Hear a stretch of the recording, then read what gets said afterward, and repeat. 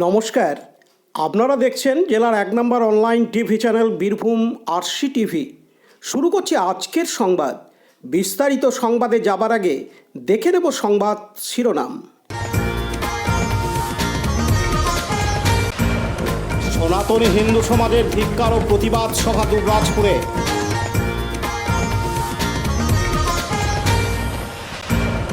অজ্ঞাত পরিচয় মৃতদেহ উদ্ধার শান্তিনিকেতন থানা এলাকায়। পঞ্চায়েত সদস্যার স্বামীর বিরুদ্ধে মারধরের অভিযোগ মুরারোয়ে। বৌদ্ধ পূর্ণিমায় জমজমাট ধর্মরাজ পুজো শিউরির গাংটে গ্রামে।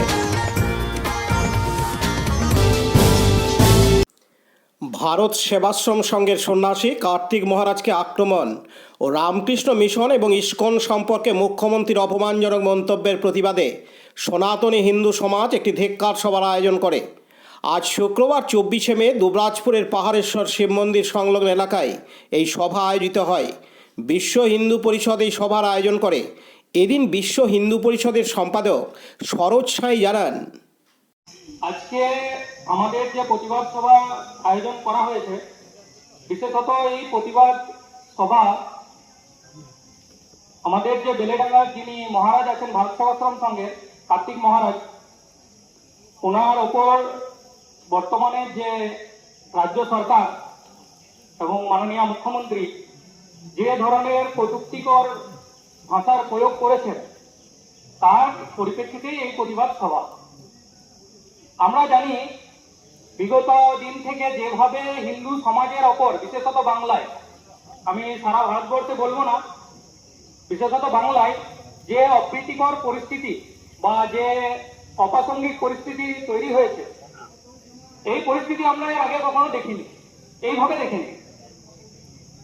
আজ বিশেষত সংখ্যাগরিষ্ঠ হিন্দু সমাজের ওপর যেভাবে অত্যাচার নেমে আসছে, সাধু সন্ত এবং যিনারা সনাতন সমাজের যে ধারক বাহক, ওনাদের ওপর যে সন্ত সমাজের ওপর যে অত্যাচার বা অপ্রীতিকর ভাষা একের পর এক ধেয়ে আসছে রাজ্য সরকারের তরফ থেকে, এ কোন রকম ভাবেই মেনে নেওয়া যায় না। আমরা অল্প বিস্তর এখানে সকলেই জানি, আগে জানতাম অল্প বিস্তর, এখন বৃহৎই জানি কি আমাদের সাধু সন্তদের ওপর এবং যিনারা হিন্দু সমাজের প্রতিনিধি স্বরূপ দাঁড়িয়ে আছেন, ওনাদের ওপর প্রতিবার, একবার নয় বারংবার, হয় মাননীয় মুখ্যমন্ত্রীর তরফ থেকে, না হয় ওনার কোনো মন্ত্রী সভাসদের তরফ থেকে এমন এমন কটূক্তিকর ভাষা আমাদের বিপক্ষে ধেয়ে আসছে। আমরা কখনোই এটা আশা করিনি। আমরা সকল সমাজ মিলেই মুখ্যমন্ত্রীকে আনা হয়েছিল, কিন্তু সেই মুখ্যমন্ত্রী আসার পর শুধুমাত্র একটা ধর্মকে স্পেসিফিক্যালি উনি টার্গেট করে নিয়েছেন যে হিন্দু সমাজে সাধু সন্তদেরকে আমরা বলবো, আমাদেরকে কেউ বাধা দেবে না। আর উনি ভেবেই নিয়েছেন যে হিন্দু সমাজ ভীরু। মাননীয় মুখ্যমন্ত্রীর এটা চিন্তা ভাবনা চলে এসেছে মনে মনে যে হিন্দু সমাজ তো ভীরু, ওদের সাধু সন্তদের ওপর যে যা ভাষায় কথা বলি, ওরা এগিয়ে আসবে না। Laltu Mukherjee report, Birbhum RC TV, Dubrajpur. এখন বিজ্ঞাপন বিরতি, ফিরে আসছি বিরতির পর। সব থেকে ভালো চিকিৎসা সবচেয়ে কম খরচে, সবচেয়ে কম খরচে। সব থেকে ভালো চিকিৎসা সবচেয়ে কম খরচে, সবচেয়ে কম খরচে।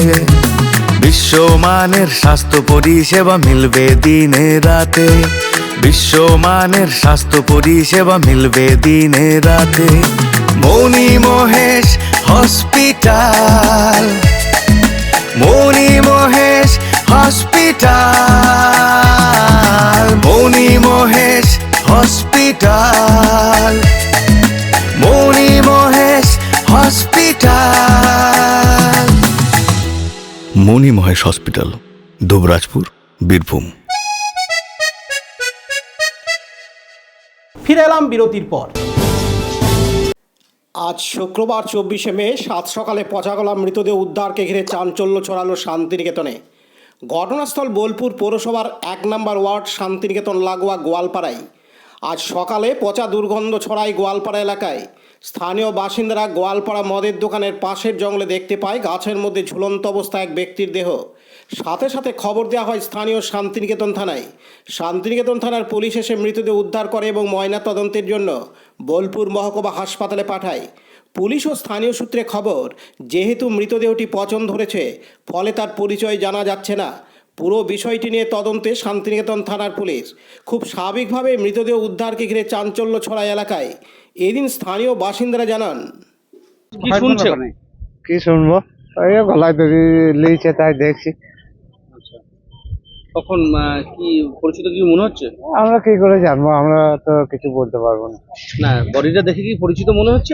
না না, পরিচিত মনে হচ্ছে না। কখন পেলেন আপনারা খবর? আপনি এই 9টার সময়। আর এখন কি পুলিশ টুলিশ এসেছে? হ্যাঁ, পুলিশ এসেছে। কোথায় এই এলাকাটার নাম কি? গোয়ালপাড়া। এরকম ধরনের কি আগে কখনো ঘটেছে? না না না কি বলবেন? না, কোনো ঘটে নাই তাই এখানে। আমি রাস্তায় যাচ্ছিলাম, যাওয়ার পথে শুনছি যে এখানে গলা দড়ি আছে।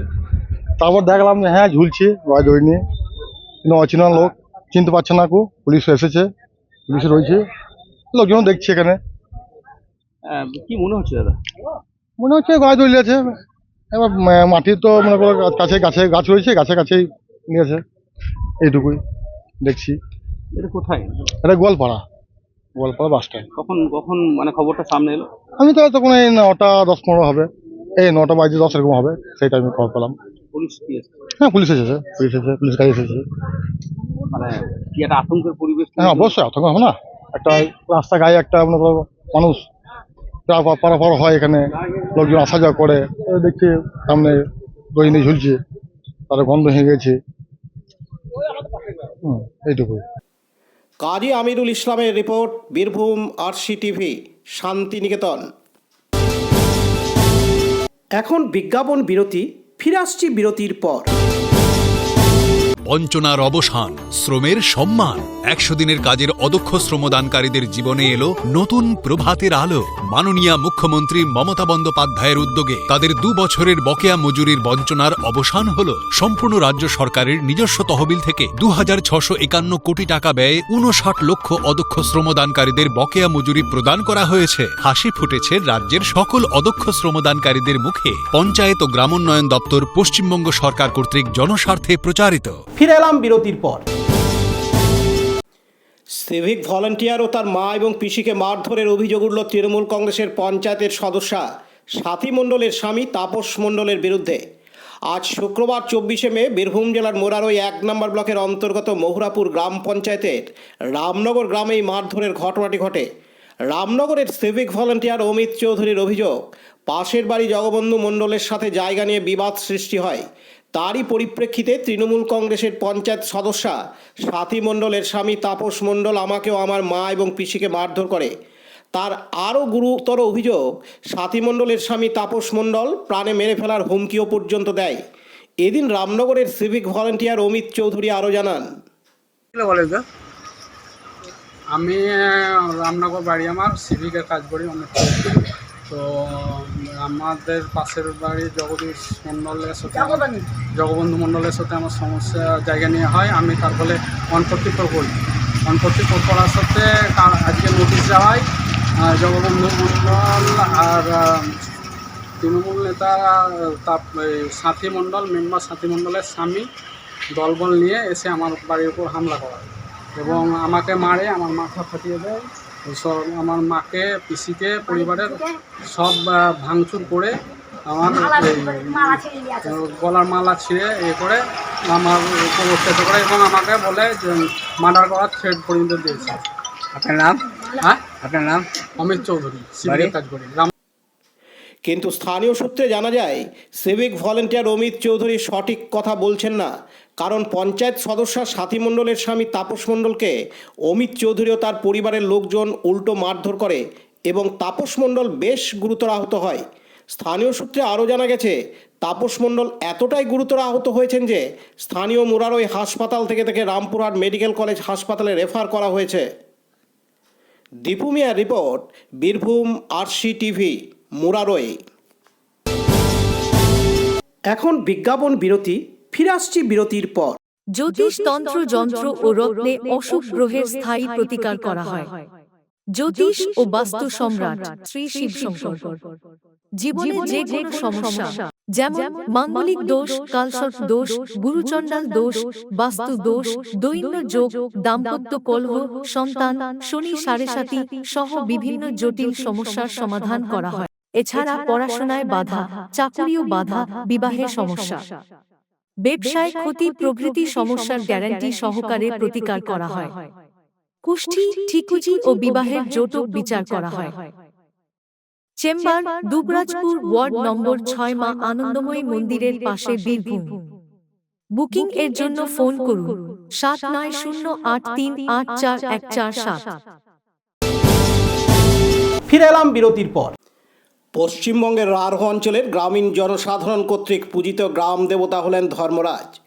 ধর্মরাজ ঠাকুর মূলত রাঢ় অঞ্চলে পোড়ামাটি ও কাঠের তৈরি ঘোড়া দিয়ে পুজো করা হয়। সিউড়ি 2 নম্বর ব্লকের গাংটে গ্রামে বুদ্ধ পূর্ণিমার দিনে অনুষ্ঠিত হয় জমজমাট ধর্মরাজ পুজো। অনেক দিন ধরে এই পুজো হয়ে আসছে। বাবার ভক্তের সংখ্যা প্রচুর। চিড়ে, ফল, মিষ্টি বিতরণ করা হয়। পুজো উপলক্ষে পার্শ্ববর্তী গ্রামের বহু মানুষ আসেন এবং গ্রামীণ মেলাও বসেছে এখানে। পতিত পাবন বৈরাগ্যের রিপোর্ট, বীরভূম RCTV, সিউড়ি। আজকের সংবাদ এই পর্যন্ত। পরবর্তী সংবাদের জন্য চোখ রাখুন বীরভূম RCTVর পর্দায়। নমস্কার।